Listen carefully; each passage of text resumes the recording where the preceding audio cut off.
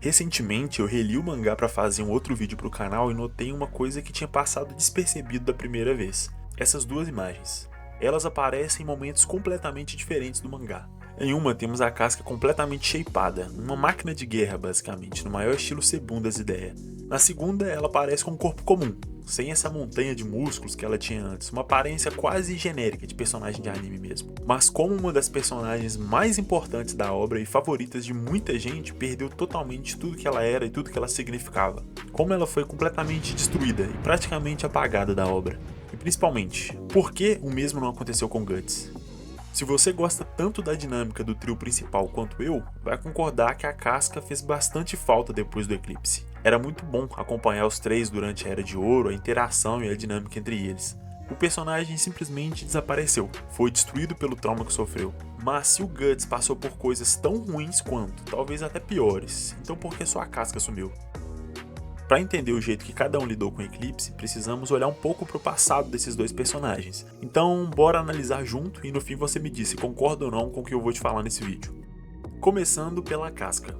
Ela começa sua história sendo um peso para sua família. Simples assim. Uma filha de pais extremamente pobres que literalmente passavam fome. E como ela era a menos apta para o trabalho no campo, eles a deram para um nobre da região, naquela ideia de menos uma boca para alimentar e tal. E também, quem sabe, ela não teria assim uma vida melhor. Mas, como é Berserk, onde o lado mais podre da humanidade é jogado na nossa cara o tempo todo, assim que eles estão mais afastados da fazenda, o filho da puta do nobre agarra a Casca mesmo ela ainda sendo uma criança, e chega até a rasgar a roupa dela, deixando ela seminua. Assim, ela corre desesperada pela floresta até ser alcançada por ele. Quando isso acontece, ele a agarra novamente e ela meio que aceita seu destino, se rende, entendendo que a vida era assim mesmo, já esperando que coisas desse tipo fossem acontecer. E completamente do nada, o Griffith aparece e a salva, mas ele não mata o nobre. Na verdade, ele dá a ela, pela primeira vez, o poder de escolha, de tomar a frente da sua própria vida, algo que até então ela nunca tinha experimentado. E é aí que ela mesma mata o nobre e decide, por livre e espontânea vontade, não voltar para sua família. Ela não quer mais ser um peso morto, alguém inútil. Ela decide seguir o Griffith e entrar pro seu bando. A partir daí, tudo muda. A Casca agora tem uma razão para viver. Ela tem a oportunidade de escolher o seu próprio futuro. Um detalhe muito interessante que não é mostrado de maneira tão clara na obra é que a Casca teve que treinar muito para conquistar o seu lugar no bando. Ela teve que se fortalecer em todos os aspectos, mentalmente, tecnicamente, fisicamente. É óbvio que ela não chegou lá já liderando, botando banco em todo mundo. Ela teve que conquistar sua posição aos poucos. Aprender a lutar, como segurar uma espada, como enfrentar um inimigo, se fortalecer mesmo. E acredite, com certeza ela comeu muito ovo e peito de frango pra botar aquele shape, porque vou te falar, viu? Bombada. E no fim disso tudo, ela conseguiu galgar as posições lá dentro do bando e se tornar uma líder, a número 2, estando abaixo apenas do Griffith. E isso por si só é muito impressionante. Porém, aqui a gente tem que fazer uma pequena pausa. Depois que o Griffith salva ela e dá uma nova vida pra ela, literalmente, ela passa a adorar ele quase como se ele fosse um deus. Ela faz dele o seu propósito de vida. Servir a ele, servir a seu sonho passa a ser o único objetivo dela. E assim, ela cria uma dependência emocional muito grande do Griffith. Toda a vida, toda a motivação dela gira em torno dele, o que não é saudável em nenhuma situação. Ninguém devia viver 100% pelo outro. Principalmente quando esse outro vê todo mundo como peões em um jogo, que é o caso do Griffith. E é exatamente daí que vem a quebra da Casca. Mesmo ela e o Guts tendo passado por praticamente os mesmos traumas, talvez o Guts passou até por mais, ele não quebrou do mesmo jeito que ela. Claro, ele se tornou um cara totalmente traumatizado e maluco, sim, isso é inegável. Mas, ao menos, ele conservou as suas capacidades psicológicas básicas, ele não virou uma criança, basicamente. E por que isso?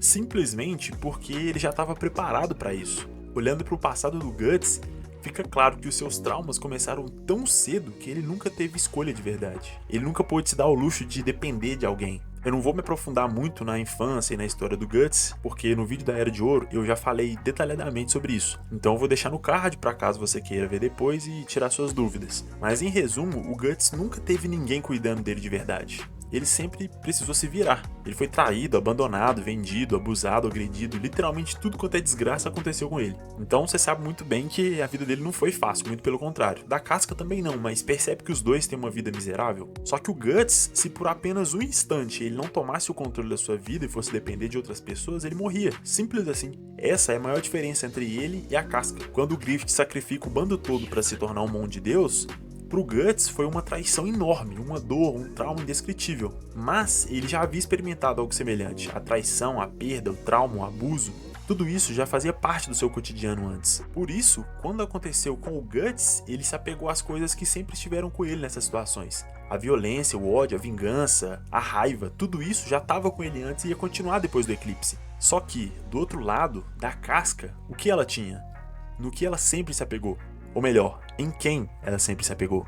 Exatamente. Ela sempre se apegou e se apoiou no homem que acabava de trair sua confiança e abusar dela. Ela perdeu completamente o seu ponto de apoio. Por conta disso, ela quebrou completamente e virou literalmente uma casca, vazia. E é exatamente aqui que tudo muda. A casca deixa de ser aquela personagem foda, inspiradora pra caramba lá da Era de Ouro. Ela deixa de ser a pessoa que faz o Guts mudar, que discute com ele, que bate de frente e realmente tem capacidade de enfrentar o Gustavão.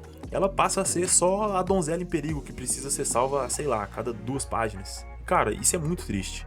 Depois de perceber isso, me veio à mente que talvez ela ficar tanto tempo quebrada, entre aspas, não tenha sido a melhor escolha. Tipo, e se ela tivesse sim um período de trauma, de casca vazia, vamos dizer, mas tivesse um arco de recuperação um pouco mais rápido?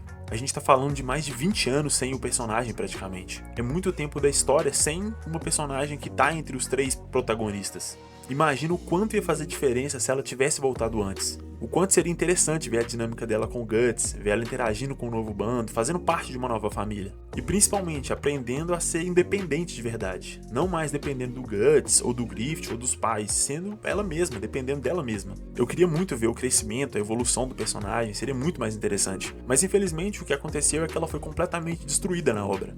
E claro, eu sei que nos capítulos mais recentes ela foi curada e tudo mais. Então, tecnicamente, agora vai, né? Aí que tá. Ao que tudo indica, não vai. Isso porque Berserk parece estar se encaminhando pro fim. Se fosse um mangá tipo One Piece da vida, com mais de 1000 capítulos, beleza. Porque aí a gente estaria, sei lá, a 1/3 da obra. Então ainda teria mais 2/3 para acompanhar a história da casca e a evolução dela. Mas não parece ser esse o caso. Nesse ponto de vista, eu acho que foi um certo desperdício que foi feito com a personagem. Eu queria de verdade saber mais sobre ela, ver ela crescer junto com o Guts, ver o relacionamento deles amadurecer no meio desse pandemônio que é a vida deles. Infelizmente, talvez a gente nunca tenha isso. Então sim, depois dessa releitura, eu passei a ver de um jeito muito diferente a história da casca. Eu arrisco dizer que ela foi destruída no momento certo, entre muitas aspas, mas ela foi consertada tarde demais. Mas claro, isso é só a minha interpretação sobre o assunto, a maneira que eu vejo o arco do personagem. Mas me diz aí, você concorda com essa visão? Acha que a casca foi desperdiçada, entre aspas? Comenta aí o que acha a respeito, se faz sentido pra você. Claro que isso de maneira alguma diminui a obra do lendário Miura. Muito pelo contrário, pra mim, torna ela mais incrível ainda. Como uma simples releitura pode ser totalmente diferente da mesma obra. Isso mostra o quão complexa e completa ela é. E como os personagens são profundos. Não tem jeito, né? Não é só o Oda que é um gênio, aparentemente. Em todo caso, eu espero que você tenha gostado do conteúdo, que tenha te feito pensar sobre o assunto e te dar talvez um novo ponto de vista. E se esse for o caso, deixa um like aí para contribuir, você sabe o quanto isso me ajuda. E se não tiver gostado do vídeo, sinta-se à vontade para comentar o porquê não gostou, que eu com certeza vou ler e considerar o que você disser. E se você se interessa pelos temas que falamos por aqui, considere se inscrever no canal também. Não custa nada para você e me ajuda demais. Então é isso, mais uma vez, meu muito obrigado pela sua atenção e pelo seu tempo, principalmente se chegou até aqui, e te vejo no próximo vídeo.